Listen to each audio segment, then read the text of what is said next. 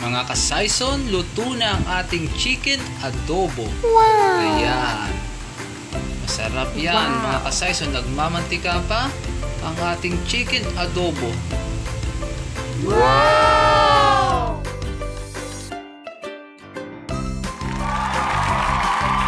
Good morning, mga ka-Saison TV. For today's video, tuturuan ko kayo paano magluto ng chicken adobo. Simple recipe na talaga naman inyong magugustuhan. Panoorin niyo ang video hanggang dulo para matutunan niyo kung paano magluto ng simple recipe chicken adobo Pinoy recipe. Mga ka-Saison, nagpapasalamat po pala ako sa patuloy niyong pagsuporta sa aking videos sa panonood niyo sa aking YouTube channel. Mga ka-Saison, meron na po akong 350 subscriber sa aking YouTube channel. In 2 weeks time, nakahit po ako ng 350 subscriber. Maraming salamat po mga ka-Saison from the bottom of my heart. Ano ba yung bottom? Taos-puso po ako nagpapasalamat mga ka-Saison. Happy cooking mga ka-Saison! Simulan na natin ang pagluluto. Saison, happy cooking! Lutuan ko kayo ngayon ng chicken adobo simple recipe. Simulan na natin. Yan mga ka-Saison, pinainit ko na ang mantika at ang ating kawali. Ilalagay na natin agad-agad ang ating onion. Yan. Mga ka-Saison, napakasarap ng adobo. Yan. Kaya try nyo na itong aking recipe. Lagyan na natin agad ang ating bawang. Ayan. Pinagsabay ko na mga ka-Saison. Ayan. Isa-isa lang mga ka-Saison. Hintayin nating mag-brown. 2 minutes mga ka-Saison. Nag-brown na ang ating sibuyas at ang ating bawang. Pwede na nating ilagay ang ating kalahating kilong manok. Ayan. Igigisa natin yan mga ka-Saison ng at least 3 to 5 minutes. Ayan. Ayan mga ka-Saison, i-mix lang nating mabuti. I-mix natin yan ng at least 3 to 5 minutes. Mga ka-Saison, after 3 minutes ng ating paggigisa sa ating chicken, ang isusunod naman natin ilagay dyan ay ang ating paminta. Ayan. Paminta, konti lang. Lalagyan pa natin yan mamaya pang pinali. At konting laurel. Yun.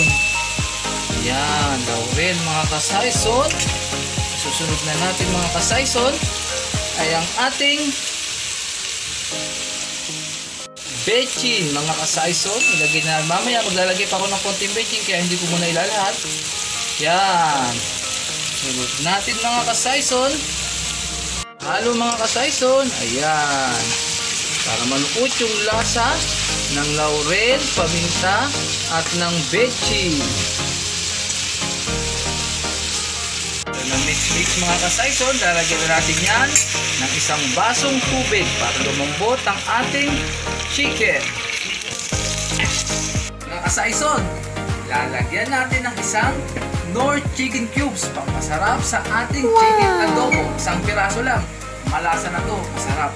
Wow! Saison, isa lang ilalagay nating chicken cubes.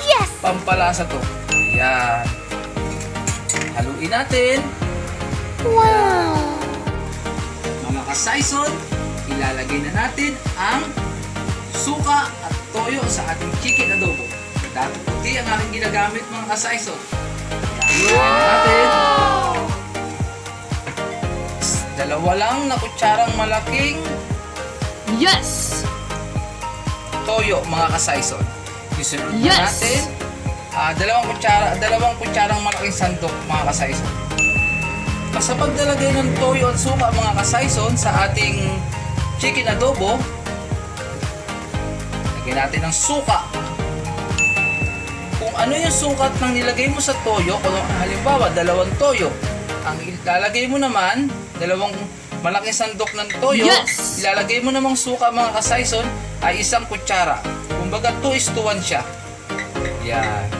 Tatakpan natin yan mga ka-Saison at hihintayin natin at least 10 minutes para lumambot ang ating chicken adobo. Mga ka-Saison, after 10 minutes, pwede na natin ilagay ang ating saba na saging. Banana. Ayan.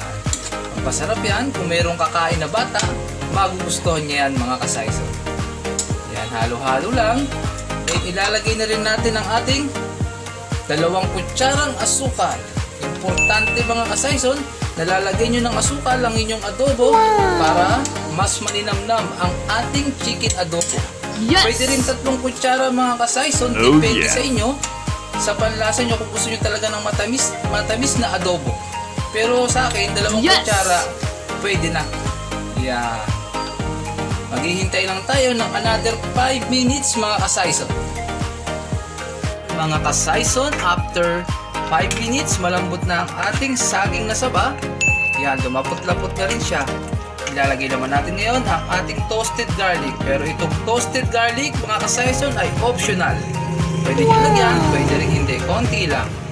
Pwede nyo rin damihan. Then, naglalagay din ako ng bacon sa pangpinali. Konti lang kasi nalagyan ko na siya kanina mga ka-Saison. Ayan. Haluin nyo ulit. Ayan.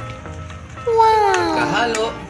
Pwede na natin tikman agad-agad dyan. Titiman tayo mga ka-Saison. Ayan. Titiman tayo. Ang sarap mga ka-Saison.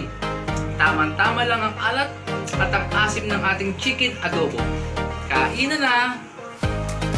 Mga ka-Saison, natutunan na natin ngayon kung paano magluto ng chicken adobo simple recipe. Salamat po sa inyong panonood mga ka-Saison at sa ating mga bayaning OFW na nanonood sa iba't ibang bansa. Salamat po sa inyong panonood at ingat po kayo kung nasan man po kayo ngayon. Sana po sa mga iba pang nanonood ng aking videos, pakicomment ko naman po kung nasan lugar kayo para alam po kung saan nakarating ang aking videos. Yes! Salamat po mga ka-Saison sa inyong panonood sa aking mga videos na ginagawa. Ako po'y nagagala sa panonood nyo sa aking videos. Please like and share my videos para sa maraming pang pagluluto. And please subscribe to my YouTube channel. Thank you for watching!